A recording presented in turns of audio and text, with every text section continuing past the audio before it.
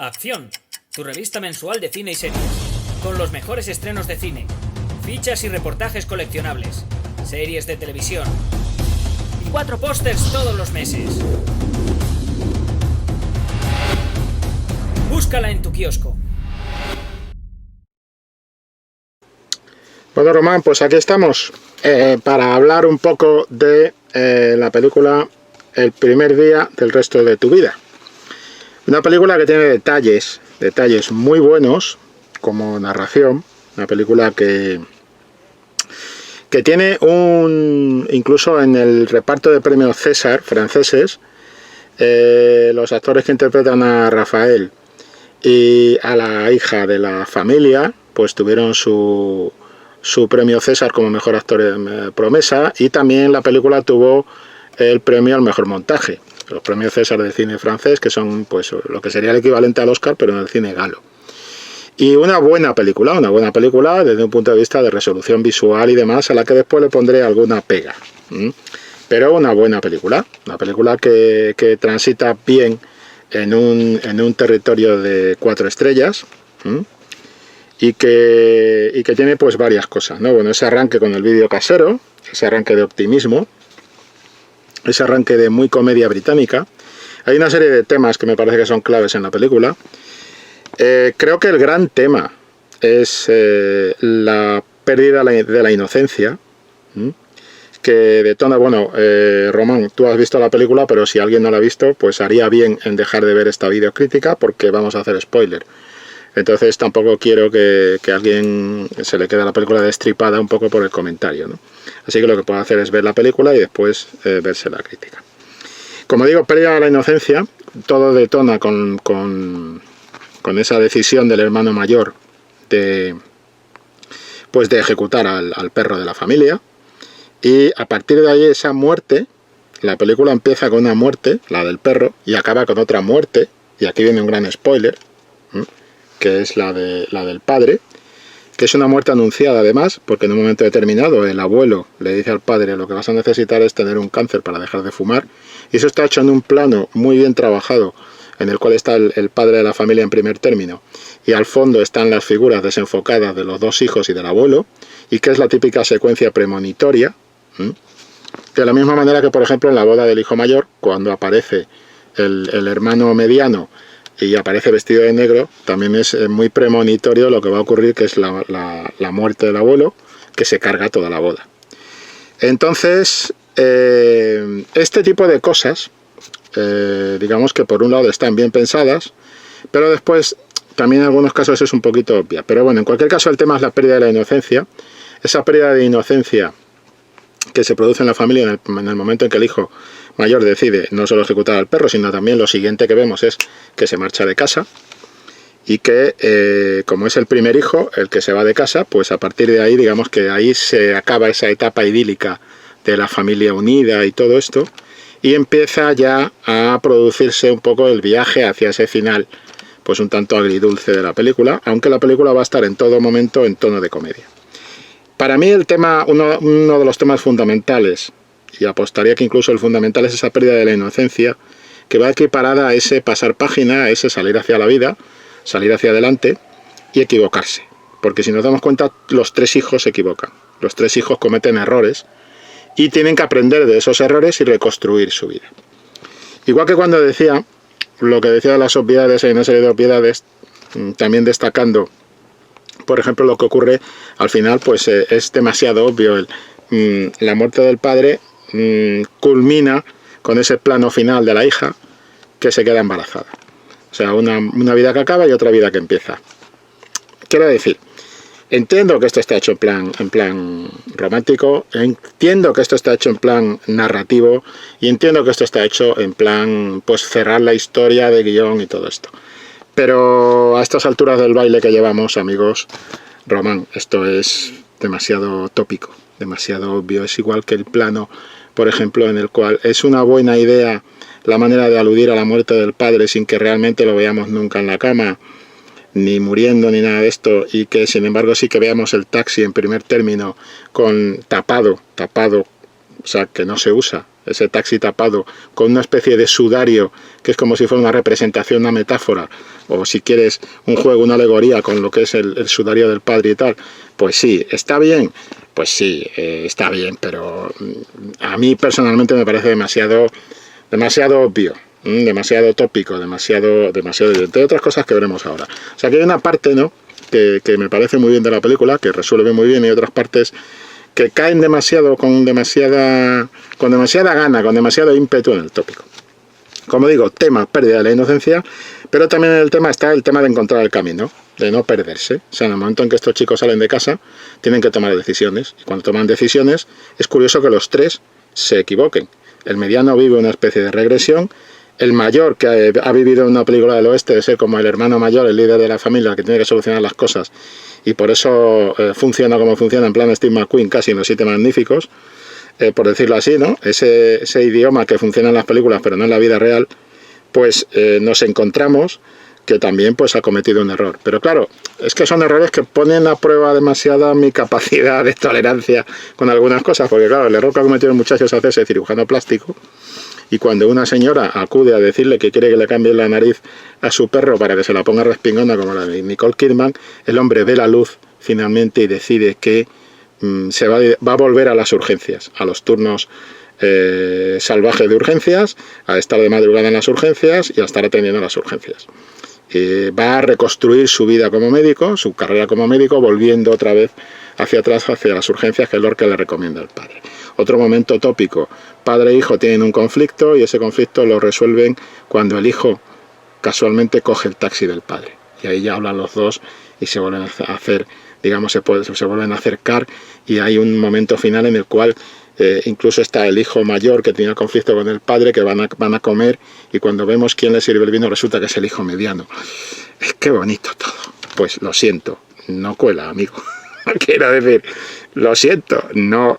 Estás jugando con una traba de una máquina de comedia agridulce, y hay partes de comedia que están funcionando muy bien, y el montaje está muy bien, y hay resoluciones visuales de montaje. El uso de la música está muy bien, pero ocurre que el uso de la música está dando un principio de clave, pues un poco de aceleramiento, de humor, del ritmo, que va acompañada con la comedia. Y por ejemplo, la primera vez que utiliza el recurso de este montaje en el que conviven dos personajes, ese montaje, digamos, en el que ocurren muchas acciones y demás, pues funciona. La primera vez que utiliza el flashback funciona. El problema es que la segunda vez que utiliza el flashback ya no funciona tanto. Y después es una comedia que, para el contenido que tiene, aunque tiene muy buen ritmo, porque como digo está muy bien trabajada en montaje y resuelve muy bien muchas cosas, da mucha información con muy poco metraje, sin embargo nos estamos encontrando que en otros aspectos pues quizá les sobre un poquito de metraje, de tiempo. O sea, creo yo un poquito, unos 5 minutos le pueden sobrar fácil, pero bueno. Como digo, segundo tema, encontrar el camino, no perderse. Y pues el tono es, pues eso, 4 bodas y un funeral, más o menos, es decir, un tipo de comedia, lo que se llama hoy en día dramedia, una mezcla de comedia y de drama, que no es nada nuevo, que está en el cine prácticamente desde el cine. En el cine mudo ya hay dramedias, en la etapa de cine mudo ya hay dramedias, o sea que no es que hayan descubierto la piedra filosofal ahora con las dramedias televisivas y con esta especie de etiqueta. A mí no me gusta mucho esa etiqueta porque es un territorio difícil. O sea, cuando quieres mezclar drama con comedia, siempre vas a tener un problema, y es que a la gente le das unas expectativas con la comedia y después le arreas un palo con el drama. Cuando si empiezas en drama y la gente entra en ese drama, va a aceptar esa parte dramática, va a aceptar ese juego dramático desde el principio. El problema es cómo presentas las cartas al principio desde el punto de vista genérico para el espectador, y a qué se va a agarrar el espectador. El espectador se va a agarrar a ese tono de comedia, y cuando esto progresa hacia la parte agria, hacia la parte más, tampoco es que sea trágica, no, pero hacia la parte de drama, pues siempre se va a sentir un poco descolocado dentro del juego es película-espectador. Por eso digo, es un tipo de mezcla, el de comedia y drama, que puede dar muy buenos resultados si se maneja, si se sabe manejar muy bien, pero que puede dar resultados digamos, de despiste o de desubicación del espectador desde un punto de vista genérico, que es arriesgado. O sea, no todo el mundo es capaz de manejar bien la dramedia. Yo creo que a mí Besançon, el director de la película, sí maneja bien este juego de drama y de comedia en la película. Ya digo, creo que esta es una buena película, creo que es una película de 4 estrellas, independientemente de que yo hable de esto de los tópicos y tal, pero sí que es cierto que maneja muy bien el tema de drama y de comedia, y no es un terreno fácil. Porque además, pues bueno, desde el principio también está jugando un poco la clave tópica, no renuncia al tópico, y eso es una buena decisión. Empezar con las películas caseras, esos vídeos caseros, que nadie se los trague, que solo le interesan a la gente que probablemente al único que le interesan es al que los grabó, y con algún tono nostálgico a hijos y a nietos y a tal, que dicen, mira el abuelo, mira papá, mira qué gracioso tal, pero que además son una bomba de tiempo, porque en el momento en que empieza a faltar gente en la familia, esto es algo, te estoy hablando de algo que conocemos y que lo hemos vivido en todas las familias, esas películas caseras se vuelven en contra de ese tono, o sea, adquieren un poco lo que le pasa a la propia película. Por eso digo, es una buena mezcla de comedia y drama. Le ocurre a esas películas caseras con las que empieza y acaba el director la película, empieza y acaba su historia, también es el guionista, Besançon, pues tienen son esa bomba de tiempo, y el tiempo está muy bien usado como factor dentro de la película, que ocurre eso, es decir, cuando las ves y está la familia completa, pues son unas risas y tal, pero solo le interesan a esa familia. Es la típica cosa que cuando tú eres el novio o la novia del que va allí o sea, te invitan a casa de tu novio o de tu novio, te sientas allí, empiezas a ver las películas caseras y no sabes qué cara poner, porque la verdad es que te importa un reverendísimo carajo, porque esas películas son una castaña pilonga para cualquiera que no sea de la familia y que no esté implicado emocionalmente en las mismas, ¿vale? Eso es un hecho.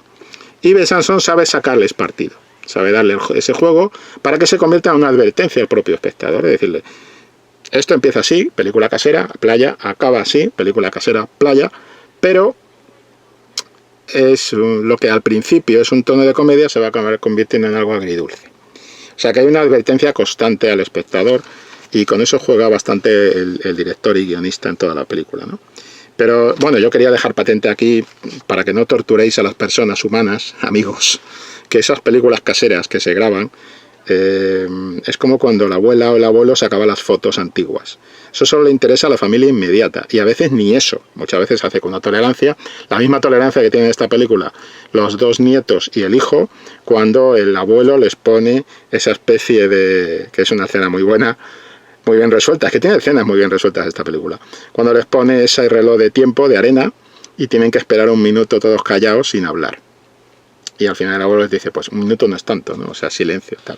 Bien, pues ese minuto pues es como lo mismo, es un poco un ritual, un procedimiento. Todas las películas caseras, no torturéis a la gente, y comprended que a mucha gente que no estén dentro de vuestro entorno familiar inmediato le importan un carajo, aunque a vosotros os parezca muy divertida ver a papá haciendo el mono y jugando a los signos y cosas de estas, ¿vale? Entonces eso, aclarad esa advertencia, es importante, por favor, para la buena marcha de la humanidad, ¿eh? No torturéis a la gente con vuestras películas caseras. Es un juego muy de comedia francesa, es un juego de humor inteligente, y bueno, como he dicho, el perro es el detonante, ¿no? Es donde empieza toda la movida, y está muy bien, por ejemplo, detalle, el director sabe armar, abrir y cerrar su historia perfectamente, y sabe cómo manejar ese abrir y cerrar la historia. Empieza con la niña y queda claro el protagonismo de la niña. O sea, la protagonista es la familia, está claro, ¿vale? También es cierto que el hermano mayor es protagonista, pero menos que el mediano y que la propia niña. Pero el plano en el que después de las películas caseras arranca la historia y tal, con lo del perro y todo esto, ese plano ya marca que ella va a tener un protagonismo especial dentro de la película, o por lo menos así lo quiere el director y guionista. Y entonces tenemos ese plano de ella en la escalera. Después, a mitad de película, vamos a ver que hay otro plano de ella ya crecida en la escalera viendo a sus padres bailar. O sea que está claro. ¿Y cuál es el plano final que acaba la película? Otra vez el de la chica, el de la muchacha, que después de todo lo que leemos con la madre en el diario y demás, que es otro recurso tópico, es decir, madre leyendo diario y oyendo la voz de la hija contando cosas otra vez del diario. Pues son planos muy tópicos, o sea, son recursos muy tópicos, pero que funcionan. En esta película funcionan porque, bueno, tiene, como digo, un buen ritmo de narración, de montaje y tal, pero que a mí me siguen pareciendo tópicos, o sea, no puedo saltarme esta impresión, ¿no? Pero tenemos ese plano final de la hija, de la hermana pequeña, que bueno, que tiene de que va a tener un hijo. Bueno, pues está claro que hay un viaje en el cual hay un protagonismo coral de toda la familia, pero que en realidad si hay un poquito más de peso de protagonismo lo resuelve el director dándoselo a la hija pequeña, ¿no? Que es crucial por los momentos en los que aparece y por ese plano de la niña en la escalera cerrando la primera incursión en la familia del espectador, ese otro plano de la niña convertida en muchacha ya viendo a los padres bailar, y después ese plano final de la niña con el o sea que digamos que ya tiene un poco este asunto, ¿no? Y después es un poco un juego con lo cotidiano, un juego con los chistes están muy bien puestos. Está el chiste de la bola de recuerdo del Monte San Michel, por ejemplo, que cuenta el hermano mayor, el hermano médico. Después hay un momento determinado, o sea, el ritmo de la película va marcándose por los chistes, que es cuando el abuelo dice, siempre me recuerdo la frase de uno de los profesores de tu padre que decía, ha tocado fondo pero sigue cavando. Esa frase es muy buena, esa frase me gustaría decírmela. Alguna vez a lo mejor me la tenían que haber dicho a mí cuando estudiaba, y yo tendría que decírselo a mucha gente a la que le di clase. Ha tocado fondo pero sigue cavando. O sea, el hombre tiene tesón en seguir tocando hacia abajo. Mira, eso me pasaba a mí algunas veces con algunas asignaturas, concretamente matemáticas. Y después los que son los chistes. Hay un chiste muy bueno que para mí es el mejor de la película, aunque el que más me gusta de diálogo es el de ha tocado fondo pero sigue cavando, pero hay otro chiste que es casi un guiño a la célebre secuencia de los fluidos que protagonizaba Cameron Díaz en la película de los Farrelly, y aquí pasa algo parecido, ¿no? con la hija y el encuentro con los padres del fulano con el que está, ¿no?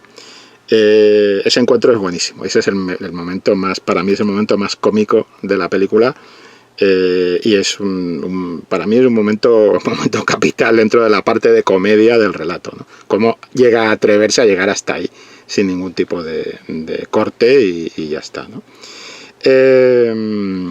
Pero hay una cosa inteligente en la película, y es que bajo la comedia en realidad lo que nos están sirviendo es un pozo amargo. ¿Por qué? Pues por ejemplo el encuentro de los dos hijos y del padre con el abuelo, el primer encuentro, cuando le dice lo de lo que vas a necesitar es un cáncer para esto, no es por lo del cáncer sino por lo mal. Cada encuentro con el abuelo es una amargura para la familia, sobre todo para el padre, ¿no?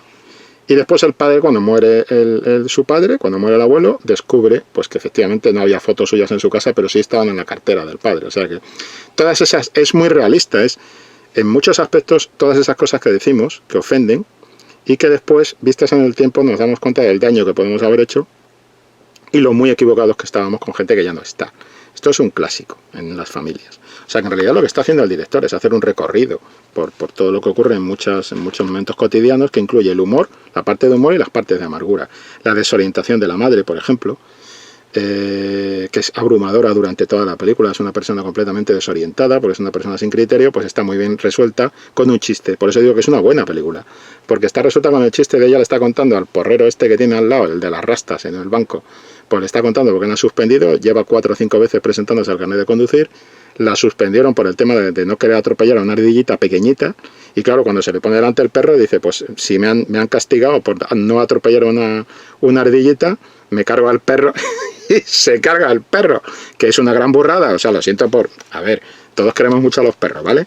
Aunque yo soy más de gatos, pero quiero decir que la mujer no tiene ningún criterio, es decir, a ella le dijeron, por no matar a una ardilla has pegado un frenazo, está suspendida, y cuando ve un perro no se le ocurre la idea coherente de decir, hombre, que es un perro, no lo puedo atropellar. No, ella no tiene ningún criterio, le han dicho que tenía que haber atropellado a la ardilla y ella colige automáticamente, calcula que tiene que atropellar al perro. No hay más.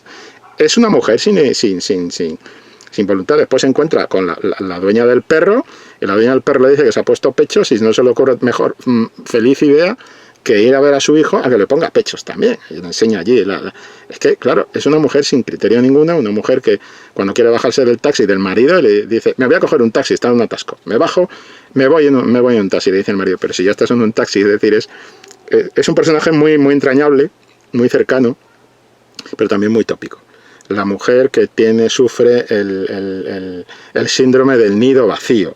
Cuidado con estas cosas, quiero decir, tópico o tópico. Hay mujeres que sufren el síndrome del nido vacío y otras mujeres que no sufren el síndrome del nido vacío. Más están deseando que el nido se quede vacío, porque los hijos son un coñazo, tienen ya una edad y, como dice ella del hijo mediano, está experimentando una regresión que a este paso le va a tener que acabar dando casi otra vez en las papillas. Me gusta mucho la sencillez de la puesta en escena y lo radical que es en esa puesta en escena. Y cuando digo radical lo digo en el buen sentido, es decir, al principio de la película todo está ordenado. La familia se empieza a disgregar, pero todavía hay orden. Así que todos los planos, vamos a tener muchos planos de el actor que esté llevando el peso del protagonismo en cada momento. Hemos hablado de protagonismo coral, justo en el centro del plano, y siempre un plano medio, estático y, transmitiendo tranquilidad, transmitiendo orden. Pero a medida que eso va progresando, y me refiero a la visita, a la fiesta con el abuelo en casa de la familia, cuando llega el abuelo y tiene ese rifirrafe y sabe lo de no tienes fotos mías en tu casa y tal, cuando se produce eso empiezan los perfiles, empieza a trabajar ya con perfiles y se empieza a decantar hacia un lado o a otro los primeros planos que se repiten constantemente en la película, empiezan a decantarse hacia un lado o a otro de la pantalla, se pierde en el centro, como lo está perdiendo la propia familia, y en un momento determinado incluso vamos a ver que además están ya de perfiles, no siempre es medio perfil y tal, ya no está mirando directamente a cámara con todo el rostro y tal. Todo eso está muy bien, todo eso está muy bien trabajado. Esa secuencia de la cena del abuelo, de la cena con el abuelo, está muy bien y está muy bien narrada desde un punto de vista visual. Está muy bien organizada en cuanto a planos, quién lleva el peso de la acción y demás. Y digamos que junto con todos estos elementos del lenguaje, pues está el tema de las generaciones, ¿no? En el minuto 60 segundos se dice una frase clave: lo importante es mirar el tiempo a la cara. Ese es el tema. Lo importante es mirar el tiempo a la cara. Bueno, Román, entonces con esa frase, lo importante es mirar el tiempo a la cara, lo que estamos teniendo es un juego de las resoluciones literarias que hay muchas veces en el diálogo, desde el punto de vista temático y demás, ¿no? Y de repente te encuentras frases que tú puedes haber oído en el entorno familiar, o te la ha contado algún amigo en su familia y tal, cuando el abuelo le dice: hombre, ¿cómo vas a pagar la guardilla? ¿Cómo vas a pagar un alquiler por la guardilla? Si le compré un piso a tu padre, pues a ti te puedo prestar la guardilla.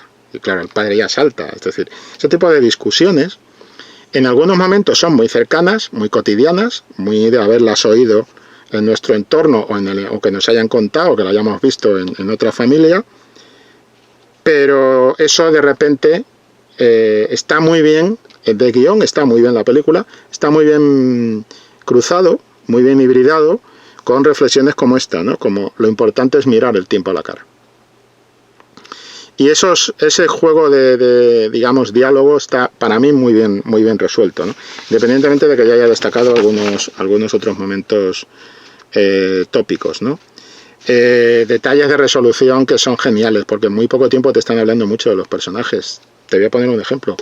Cuando la primera noche que pasa el hermano fuera de casa, en la guardilla célebre del abuelo, pues se pone a ver Los Siete Magníficos. Y curiosamente el otro hermano en su casa, en la casa de la familia, el que se ha quedado, el hermano mediano, está viendo Los Siete Magníficos. Y no solo eso, sino que están recordando los dos en el fondo, en cierto modo, como el hermano mayor, cuando eran niños, explicaba la película de Los Siete Magníficos, todo el tema del cementerio de Steve McQueen y demás, a los otros hermanos, a la hermanilla y al hermanillo, ¿no? Y eso está muy bien, porque eso te está diciendo el vínculo que hay entre ellos. Pero es que está mejor todavía, y por eso digo que tiene un buen guión, que cuando progresa un poco la acción, nos vamos a encontrar con que la hermana pide la habitación del hermano que se ha ido. Entonces el hermano mediano dice: no, ¿qué dices? Esa es mía. Entonces llega el padre y dice: no, lo quiero yo para poner unos discos y tal. O sea, para poner mi despacho. Pero si eres taxista, no trabajas en casa, bueno, da igual, yo quiero poner ahí mi sitio de escucha de discos y tal, ¿no? Y entonces la madre les mira y dice: sois unos monstruos. O sea, vuestro hermano se acaba de pirar y estáis repartiendo la habitación. Bien, pues en ese momento la parte de Los Siete Magníficos adquiere esa parte agridulce que tiene toda la película, porque de repente el hermano entra en la habitación del hermano que se ha marchado, Rafael entra en la habitación de su hermano mayor, y que está vacía, lógicamente, y rememora también, utiliza mucho el flashback en este juego, rememora cómo era la relación con su hermano. Y entonces, al principio están jugando al fútbol, le mete un gol y lo celebra como si fuera el final de la Champions, y el hermano pequeño acaba fastidiado. Es decir, cómo siempre él ha vivido a la sombra de su hermano y hasta qué punto eso le ha perjudicado. Y todo eso lo dice sin una sola frase, lo dice con imágenes. Con imágenes que además son imágenes que juegan con la parte, si se quiere, más interesante del cine, que es el tiempo, el juego en el tiempo a través del montaje. Y la parte que acerca más al cine, la música también, todo hay que decirlo. Y a mí eso me parece un buen recurso, un recurso bien empleado, ¿no? Ocurre que lo va a emplear varias veces, y claro, ya cuando lo emplea más adelante, y ya lo hemos visto varias veces, pues está un poquito como agotado dentro del relato.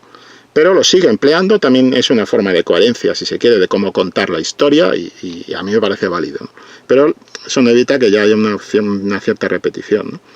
Y es así, es decir, con muy poco metraje te da muchísima información de lo que están pensando los personajes, del conflicto que están teniendo los personajes. Y después hace esa cosa de anticipar cosas. En el diálogo del abuelo, cuando le dice vas a necesitar un cáncer al hijo. Pero es que después cuando aparece el otro con el de negro y están todos de blanco en la boda. Ese tipo de juegos. Pero también es más sutil en algunos momentos. Porque, por ejemplo, en esa misma noche, que es la primera que pasa el hermano mayor fuera de casa, vamos a ver cómo hay un plano donde es un plano cenital, están en la cama él y la chica esta con la que se ha encontrado, la vecina que está viviendo también, digamos, y le molesta el ruido y le va a echar la bronca y demás, y bueno, y se dan el beso. Y entonces vamos a ver cómo la cámara se mueve y pasa por encima de esa columna, de esa especie de viga que hay en medio de la buhardilla, donde el padre se ha golpeado la cabeza al principio y el hijo se ha golpeado la cabeza 2 veces en su primera noche allí. Es decir, los hijos van siguiendo los pasos de los padres de alguna manera. Tienes una forma, una metáfora, una manera de contarte eso. Los hijos repiten los errores de los padres, los hijos siguen los pasos de los padres, de alguna forma, y ahí está la viga para darse un cabezazo a los dos. Pero es que además que esa viga esté presente después de que se dé el beso con la chica, y teniendo en cuenta cómo ha arrancado la relación con la chica, te conduce a saber lo que va a pasar con esa relación con la chica. No hace falta saber más. Pero la relación con esa muchacha va a ser darse un cabezazo contra la viga, ¿no? Ese tipo de elementos sutiles que hay en la película están muy bien resueltos. Muy bien resueltos. La parte de la guitarra invisible, el certamen de guitarra invisible y esa especie de ensoñación que tiene con esa figura femenina, el hijo mediano. ¿Cómo te explica cómo el hijo mediano está sufriendo esa regresión cuando vuelve a su casa y empieza a montar otra vez toda la habitación que ya había abandonado? La habitación de chaval. Y la empieza a montar de nuevo como si fuera joven y se tumba en la cama y tiene toda esa especie de regresión, de estar rememorando ese momento, su mayor momento, su momento más feliz como adolescente fue cuando se encontró con esa muchacha, lo cual no llegó a nada porque en el fondo es un torpe y pierde el teléfono. Y cómo te esquiva. Ahí sí sabe esquivar el tópico, sabe llevarlo por otro lado para ir introduciendo la parte agria de la historia, cuando después de la muerte del abuelo, cuando la boda se convierte en una catástrofe y demás, y vuelvo a decir aquí 4 bodas y un funeral, aunque aquí el tono es más agrio, es más adulto, es más maduro que el de 4 bodas y un funeral. Como vemos ese plano del chico con esta chica soñada, imaginada en el sillón de enfrente, pero vemos que eso se lo lleva porque es una ensoñación. En realidad la chica allí no vive ya esta muchacha, o sea, o el teléfono estaba mal y lo ha recordado mal, o se lo ha inventado, o directamente la chica no existe. Pero es muy bueno como en el certamen de las guitarras invisibles vemos tenemos el plano del chico de Rafael mirando a la muchacha y flipado completamente con ella, pero después vamos a ver el plano del padre que está flipado y lo primero que piensas es decir, está flipado con la chica también, no, está flipado porque está viendo a su hijo, está orgulloso de su hijo, está orgulloso de lo que está haciendo su hijo. ¿Qué está haciendo su hijo mediano? El que no es médico, el que no es la hija pequeña que está, no, el mediano, el que está ahí perdido como en medio, el regresivo, por decirlo así. ¿Qué está haciendo? Está tocando una guitarra invisible, pero para su padre es un genio en ese momento. esa mirada del padre es una manera de hablar de lo que es, digamos, el ensimismamiento del hijo de carácter sentimentaloide, enamoradizo, tontorrón, adolescente, con la chica, pero como el padre también está mostrando su amor por el hijo cuando está tocando una guitarra que no es guitarra ni nada, que el tío no sabe tocar la guitarra y si sabe, no la toca así de bien, y que es una guitarra invisible, ¿no? Y como los padres, en el fondo, pues de alguna forma sí que quieren a sus hijos, aunque no se lo digan continuamente, ¿no? Entonces, este tipo de detalles son los que creo que elevan la película más allá de quedarse simplemente en una comedia y demás, ¿no? Y después hay críticas muy buenas. El retrato que hacen del niñato este que va de cantante de grupo y demás, y que está hablando de Jim Morrison y de los Doors y cómo va a ir a la tumba de Jim Morrison y tal, ese retrato está clavado. Ese retrato está clavado. Hay fulanos así por la vida. O sea, hay fulanos así por la vida. Y lamentablemente hay mucha gente que se equivoca con esos fulanos y que les sube a un pedestal y los considera, los endiosa innecesariamente cuando ellos ya se endiosan solitos, no necesitan mucha gasolina para ello, ¿no? Eso está muy bien tratado. Eso está muy bien tratado, ¿no? Pero después hay otras cosas, pues hombre, algunas canciones sobre el tiempo y cómo entra cuando se acerca demasiado al melodrama, no al drama, tiene drama, pero cuando se acerca al melodrama, a la parte más superficial, más obvia, pues es cuando pierde un poco el tema, ¿no? Por ejemplo, a mí el tema de la bufanda me parece que es una resolución para explicar lo que va a pasar después con el hermano y con el niñato este cantarín. Pero esa llamada telefónica de la bufanda y demás, pues me parece muy obvia, muy para salir y conducir a lo siguiente, ¿no? Un paso demasiado obvio, ¿no? Se le olvida la bufanda. Este tipo de cosas. También hay que valorar la economía que esto supone para el relato, es decir, cómo el tema de la bufanda te ayuda a salir adelante. Pero es donde, por decirlo de alguna manera, es como si te llevan a ver la tramoya del guión. Y ves ahí a los tramoyistas del guión trabajando el guión, ¿no? Y de repente ves el esqueleto del guión. Y eso no es bueno que el espectador lo advierta. Y el gesto de la bufanda, el detalle de la bufanda, la llamada, se me ha olvidado la bufanda, me la deja en tu casa, es un regalo de mi madre.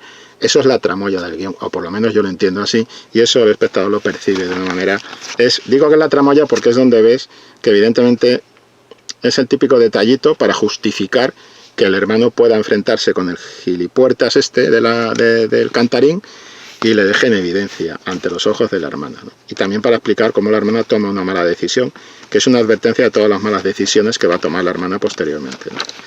Y ahí juega muy bien lo agridulce, porque lo que realmente le interesa al director no es la tontería de la bufanda, ni es la tontería de la virginidad, ni es... Hombre, ahí hay otro momento muy obvio también, ¿eh? Cuando entra en la habitación del chico, del cantarín este bobo, y es que qué asco de gente, de verdad. No tengo por qué evitarlo, vamos a ser sinceros. Cuando entra en la habitación del cantarín este endiosado y tontorrón, pues resulta que ella tiene esa visión de la niña que ella era.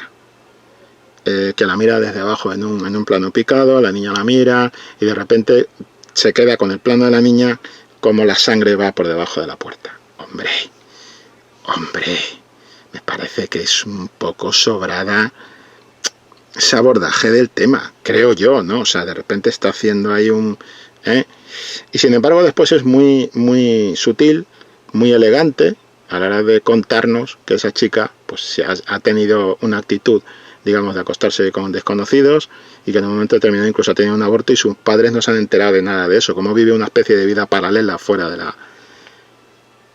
¿Por qué es tan elegante en algunas cosas y tan de elefante entrando en una cacharrería en otra? O en una tienda de porcelana. ¿Por qué es tan ruidoso, tan obvio en algunos momentos y tan elegante en otros? Pues ese es un poco el juego, ¿no? Por ejemplo, es muy curioso cómo ese triunfo del hermano frente a la hermana rápidamente se troca cuando están en la fiesta, en cómo el hermano en el fondo es un individuo pues que está un poquito desnortado con el asunto posesivo con la hermana y de vigilar a la hermana y a ver qué hace la hermana. Eso no progresa más, no se convierte en un tema porque es muy hábil, no abriendo, sugiere, da pinceladas, pero no abre toda una subtrama con eso, ¿no? Y eso está bien. Y Y bueno, y también define muy bien, de una manera muy clara, lo que son los encuentros, ¿no? Ese juego de bajo la comedia al drama, que permanece en toda la película, y pues ese tipo de esquema general. Estoy mirando a ver qué cosas no he abordado de las que me parecían esenciales. Bueno, por ejemplo, lo que decía antes, cómo se materializa lo que está pasando por la cabeza de Rafael cuando vuelve a la habitación y la vuelve a recomponer entera y se tumba en la cama, ¿no? Ese es un momento Trainspotting. Ese es un momento Trainspotting. Y es un momento Trainspotting muy bien utilizado, muy bien trabajado, muy útil para contarnos muchas cosas de Rafael en un tiempo récord y que estemos perfectamente conociendo cuál es el tema de este personaje. Yo diría que de los tres hermanos, el que quizá queda en menos profundidad es el mayor, ¿no? A pesar de que tiene un papel protagonista de arranque, al ser el que se marcha y el que de alguna manera pincha ese globo, esa burbuja que es la familia completa, después, digamos que no va, en mi opinión, no tiene el peso o la entidad que tiene la historia de los dos hermanos más pequeños, ¿no? A pesar de que tenga una frase que además no se la escuchamos a él directamente, sino a través de otro personaje, cuando dice: la familia es una máquina que destroza los sentimientos. O sea, ese tipo de cosas, ¿no? Después de la boda y todo esto, ¿no? Y la parte final del matrimonio, pues bueno, hay partes muy buenas, ¿no? O sea, muy de comedia francesa, hay que decir, hay que poner el apellido. Por ejemplo, el tema cuando le ofrece el porro al rasta el de las rastas, en el banco, y ella le dice que bueno, que como no se van a ver más, que puede ser sincero, que piensa realmente de cómo está ella físicamente y tal, ¿no? Y le dice: hombre, teniendo en cuenta la edad, pues está muy buena y todo esto. Y entonces ella se queda así, primero se alegra, pero después rápidamente, eso explica muy bien lo fácilmente manipulable que es esta mujer, cómo se deja guiar por las opiniones ajenas, con toda esa fase que tiene de recuperación de la juventud, que tiene un plano muy bueno cuando el padre y la hija llegan a casa. Es invierno y está hablando, y la canción que ella está escuchando está hablando del tiempo de verano y todo esto, y ella está allí en su propio globo, en su propio mundo, ¿no? Ese dibujo que hacen de la madre. Pero curiosamente el tema de la madre, cuando está con el tío este que le da el porro y tal, la primera impresión es: hombre, mira, me ha dicho que estoy y tal, pero después rápidamente se pone a pensar y dice: pero ¿tú qué edad crees que tengo? Y el otro se ve de un problema. Eso es una resolución de comedia muy francesa, pero muy hábil. Cuando le dice 55, 54, 53, y empieza a bajar una especie de cuenta atrás, ¿no? Y otra le dice: eres un imbécil o eres un gilipollas o algo así, ¿no? En fin, tiene momentos muy buenos la película, y tiene otros momentos, a mí me parece, el tema ardilla perro me parece que está muy bien, porque además sirve para definir esa indefensión de carácter de esta mujer, ¿no? Pero claro, yo creo que al final te sientes un poco con una sensación, porque es muy previsible lo del padre. Es muy previsible. Cuando ya dice que es que lo de la espalda, la otra le regala el colchoncito para la espalda, el hombre se va al coche. Muy previsible. Está esa amenaza que está desde la frase del abuelo casi al principio, ¿no? Y el recurso de la muerte que se emplea en la película, en momentos concretos, la muerte del abuelo, la muerte del perro, la muerte del abuelo, la muerte del padre, son 3 muertes, son 5 días en toda la historia para contar la historia de una familia. Ahí es donde volvemos a empezar a ver otra vez la tramoya del guión, ¿vale? Y ahí a mí en la parte final tengo que reconocer que se me ha caído un poquito la película, porque es donde está la típica escena tópica de mar, cenizas, familia. Familia viendo películas caseras. Que tiene que cerrarlo así, porque empezó como las películas caseras. Pero es donde se ve más, se le ve el cartón, la tonsura clerical aquí arriba. Se le ve el cartón, se le ve la calvita aquí atrás, ¿sabes? A la película. O por lo menos yo lo veo así, ¿no? Y después hay partes porque son curiosas, la parte de Delfín, por ejemplo, de la novia hasta que él tenía, bueno, novia, la chica que le gustaba en el colegio, el padre, el vello público y todo este lío, ¿no? Pero en el tramo final también el recurso muy literario, pero del salto de la muerte, de reencontrarse con el salto de la muerte, hombre. Sin embargo tiene después una cosa muy buena, que también puede ser un poco tópica si se quiere, pero que es un muy buen recurso y muy recomendable, muy aconsejable para la gente que quiera contar historias, que es: deja que el espectador ponga sus palabras en ese momento. Entonces es cuando sabemos que él le está diciendo a la mujer que ha ido al médico y por qué ha ido al médico, pero la cámara se aleja de ellos, les deja esa privacidad y vemos con la luz del coche, la luz interna del coche encendida, los vemos a los dos desde lejos y no oímos lo que él le está diciendo a ella, pero lo entendemos perfectamente. Eso está muy bien porque eso deja participar al público. Y eso esta película lo hace muy bien en muchos momentos. Pero hay otros momentos que me parecen invasivos. El momento yo entiendo que a lo mejor por bien tienen que estar ahí, ¿no? Pero me parece un momento francamente invasivo el de este. Y el final, pues bueno, el final me parece la niña, una muerte va seguida de una vida. Y así te mando mi mensaje de pasar páginas, superar las pérdidas, seguir adelante. Sí, eso está muy bien. Pero ese discurso, hombre, está manejado de una manera, en mi opinión, demasiado obvia. Más allá de eso, por eso no se va a las 5 estrellas, para mí se quedan 4, es una buena película, es un buen planteamiento, aunque se le vea el cartón algunas veces y se ve la tramoya de ella y demás. Bueno, Román, espero que te haya interesado este comentario y gracias por pedir la película. Y nada, aquí seguiremos haciendo videocríticas a la carta, según las vayáis pidiendo y demás, ¿de acuerdo? Venga, muchas gracias, hasta luego.